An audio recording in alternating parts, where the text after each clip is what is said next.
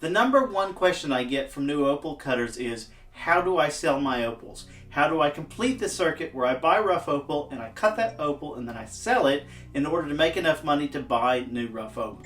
This letter is a great start to it because I get a couple of these, probably one or two of these a week, and they all say something about more or less like this. So, hello frogs, I'm a rank opal cutter beginner and I've reached a point where I'm a bit stuck and would appreciate your recommendation. So I've cut some rough opal. I tried to sell it on eBay, but I didn't get any kind of return at all. So you watch my videos and Phil's and some others online. And the problem is that I enjoy cutting and polishing opal, but I can't afford to keep buying rough without turning over the resulting gems into cash to buy more rough. This is really, really common, and I'm going to try to answer it as best as I can without rambling on for hours, because the answer to this question could be a TAFE course. It could be an entire secondary education course.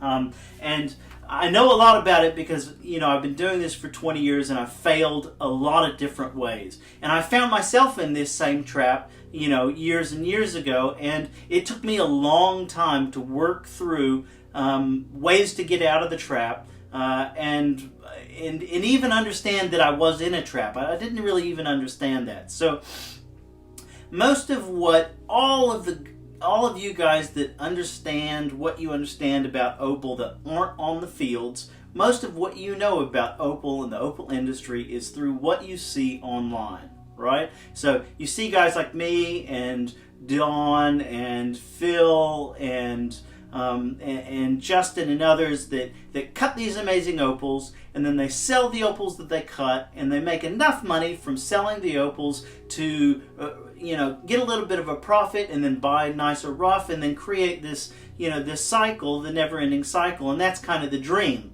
And so what happens is that new opal cutters will go in and they'll buy some beginning or intermediate material, and then they'll cut that material, and then they'll try to sell that material like they see us do, and then they fail miserably because they can't see it, and they get angry and they get frustrated because there's just nobody who will buy that material.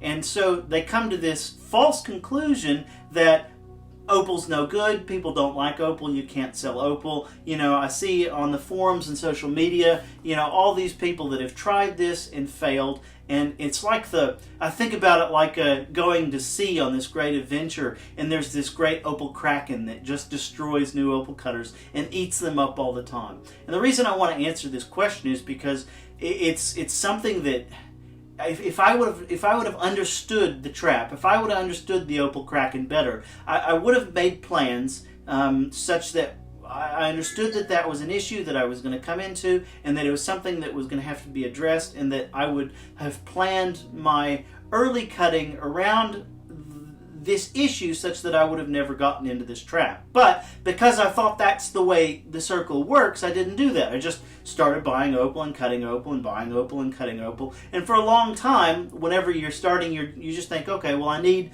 X $1,000 to do this, to get started, to just learn how to cut opal, and then I'll start selling the opal that I cut. The reality is that it doesn't work like that. You have this whole layer of beginning opal cutters, thousands and thousands and thousands, and they buy beginning low quality material and cut it and try to sell it, which means in this part of the market there's a glut, there's an absolute huge amount of uncalibrated low value opal, and the reality is for this opal, there's simply no demand. And I'll tell you why. Is that opal is, a part of a process, right? You get rough opal, you cut that opal. The opal, it's not an end product in by itself, and something has to happen to it. You have to have a jeweler or somebody set that opal so that somebody can go, oh, well, I can buy it and wear it. And in this middle part of the process, there are only some thousands of people that are potential buyers. And whenever you get to the set part where you have a finished jewelry product, you have potentially millions of buyers. So all of these guys that are creating these low value opals are creating something and assuming that there's just going to be buyers for that material. Now, those thousands of buyers that can do something with that cut opal and make it into a finished product, they have to choose between, all kinds of different stones. If you've made a silver ring and you want to, find a stone for it, you can you can take a cheap opal or you can take an expensive opal, and the expensive opal is going to give you a better return on investment. And so whenever you choose, for you, the jewelry, it's going to be an hour and a half either way to set that stone and polish it up and create a final product. So whenever you choose, you're going to always choose the nicer stone. And that perpetuates this, this consolidation of the material that's low value in the market. And so what I say to all of you guys who are in this position is, when you get started cutting opal, don't assume that you're going to be able to sell that opal as is, right? There are lots of ways to sell that opal, and most of those ways are by calibrating those stones and setting them, right? So if you can buy a bunch of mid-value silver settings that you like, that are something that you would enjoy wearing yourself, and you calibrate those stones and set them in those settings, then you suddenly take the amount of people that can buy your work from the thousands into the millions, right?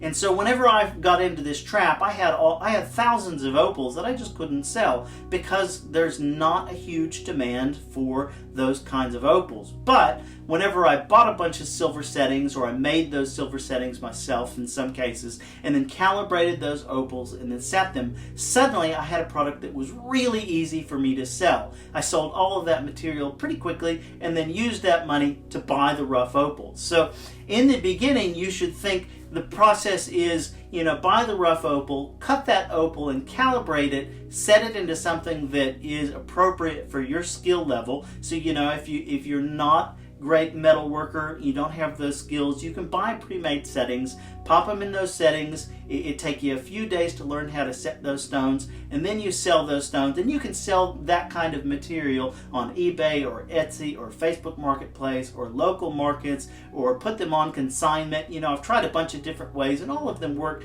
pretty well as long as you're patient and you're willing to get out there and put your material in front of people. And that's the way that, as a new or an intermediate cutter, you can actually complete that loop and start generating some revenue, enough for you to continue your hobby if you want this to be a side hustle, or or if you want to do it in volume, you could eventually get to the point where you're creating enough revenue from that stream that you can start cutting some higher value opal and then selling that opal just as is, right?